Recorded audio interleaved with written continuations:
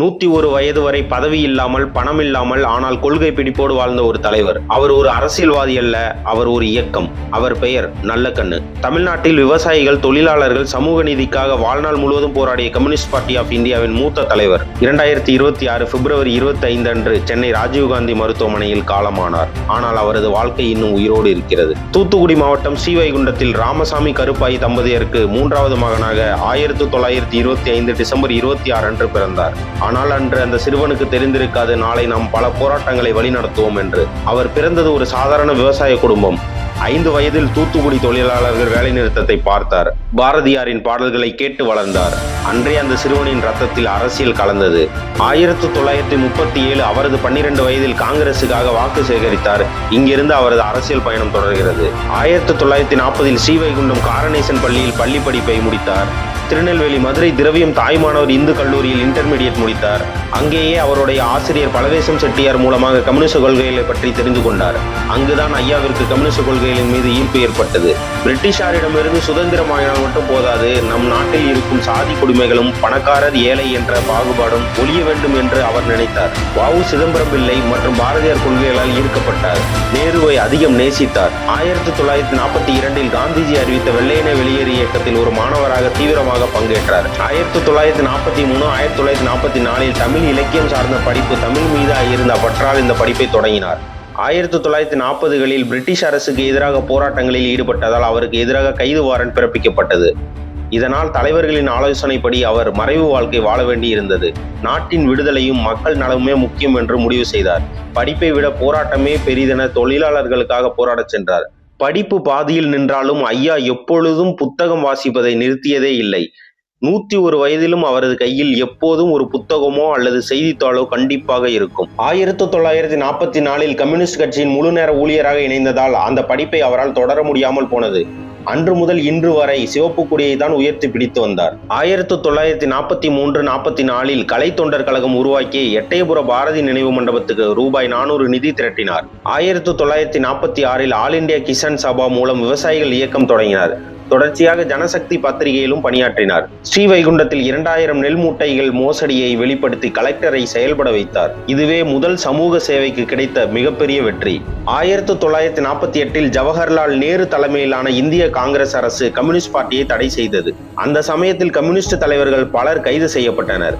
அதில் ஐயா நல்லக்கண்ணு அவர்களும் ஒருவர். நெல்லை சதி வழக்கில் 1949 டிசம்பர் 20 அன்று கைது செய்யப்பட்ட ஐயா நல்லக்கண்ணு 7 ஆண்டுகள் வரை சிறை தண்டனையை அனுபவித்தார். நாடு சுதந்திரம் அடைந்த போதும் 1949 அவர் சிறையில் இருந்தார். சிறையில் சித்திரவதை, கொடூரமான தாக்குதல்கள் அவர் மீது நடத்தப்பட்டது. போலீசார்கள் மீசை முடியை சிகரெட்டால் எரித்தார்கள். 1956 விடுதலை பெற்ற அவர் வெளியே வந்து சொன்னது, நாடு சுதந்திரம் அடைந்தது, ஆனால் ஏழை மக்களுக்கு சுதந்திரம் கிடைக்கவில்லை.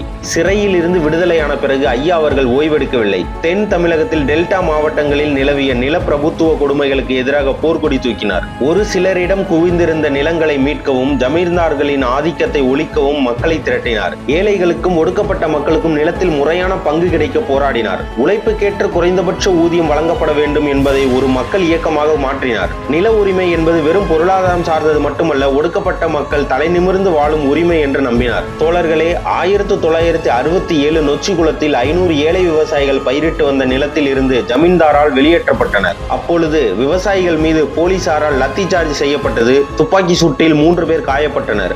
தோழர் நல்லக்கண்ணு 12 நாள் உண்ணாவிரதம் இருந்தார். பிறகு கலெக்டர் ஒப்புக்கொண்டு 1000 ஏக்கர் நிலத்தை விடுவித்தார். இது தமிழ்நாட்டில் முதல் பெரிய நில உரிமை வெற்றி. 25 வருஷ சங்க போராட்டத்தோட உச்சம். ஜமீன்தாரி முடிவு சமிக்கை. தோழர் நல்லக்கண்ணு சொன்னது, நிலம் ஏழையோட உரிமை, அதை பறிக்க மனிதர்கள் இல்லை என்று. 1964 கம்யூனிஸ்ட் கட்சியில் பிளவு ஏற்பட்டது.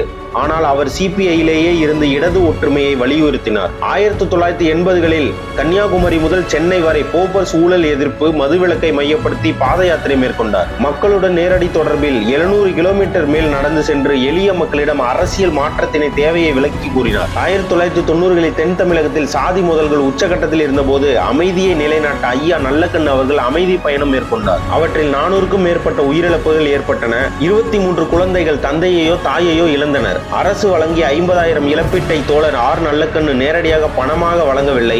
அதை கல்வி நிதியாக மாற்றினார். இந்த குழந்தைகளின் எதிர்காலம் பழிவாங்கலால் அல்ல, கல்வியால் கட்டப்பட வேண்டும் என எண்ணினார். இந்த மோதலில் அவரது மாமனார் 84 வயதில் கொல்லப்பட்டார் என்பது குறிப்பிடத்தக்கது. 1992 முதல் 2005 வரை தமிழ்நாடு சிபிஐ மாநில செயலாளராக இருந்தார். 1999 கோயம்புத்தூர் பாராளுமன்ற தேர்தலில் போட்டியிட்டு 43 வாக்குகள் பெற்றார். மிக குறைந்த வாக்கு வித்தியாசத்தில் வெற்றி வாய்ப்பை இழந்தாலும் பணபலமின்றி ஒரு நேர்மையான அரசியல்வாதியால் இவ்வளவு பெரிய வாக்குகளை பெற முடியும் என காட்டினார். கட்சியின் உயரிய பொறுப்பில் இருந்த போதும் தேர்தல் களத்தில் நின்ற போதும் ஐயா தனது எளிமையையும் நேர்மையும் ஒருபோதும் விட்டுக் கொடுத்ததில்லை. 2010 தாமிரபரணி ஆற்றில் மணல் கொள்ளையை எதிராக நீதிமன்றத்தில் வழக்காடி வெற்றி பெற்றார். 5 ஆண்டுகள் தடை விதிக்கப்பட்டது. 2019 மதுரை உயர்நீதிமன்றத்தில் போராடி தாமிரபரணி ஆற்றில் மணல் அள்ள மீண்டும் தடை உத்தரவு பெற்றார். தாமிரபரணி ஆற்றை பாதுகாக்க 95 வயதிலும் உண்ணாவிரதம் இருந்தார். அவரது 80வது வயது பிறந்த நாளில் கட்சி அளித்த 1 கோடி ரூபாயை கட்சிக்கே திருப்பிக் கொடுத்தார். 2007 அம்பேத்கர் விருது, 2022 தகைசாலா தமிழர் விருது. ஆனால் விருதுகள் அவருக்கு முக்கியமில்லை. அவர் சொன்னார், அரசியல் என்பது பதவிக்காக அல்ல, மக்களுக்காக. 2025 அவரது 100வது பிறந்த நாளில் தமிழக அரசியல் தலைவர்கள் அவரை நினைவு கூர்ந்தார். 2026 பிப்ரவரி 25 அவரது 101 வயதில் சென்னை ராஜீவ்காந்தி மருத்துவமனையில் அவர் மறைந்தார். அவர் போகவில்லை. அவரது கொள்கை, அவரது எளிமை, அவரது தியாகம் இன்னும் நம்மோடு இருக்கிறது. நாம் நம்மிடம் ஒரு கேள்வி கேட்போம். நான் எதற்காக வாழ்கிறேன்? பணத்துக்காக, பதவிக்காக அல்லது மக்களுக்காக? அவரது பதில் மக்களுக்காக. தோழர் நல்லக்கண் அவர்களுக்கு எமது செவ்வணக்கம்.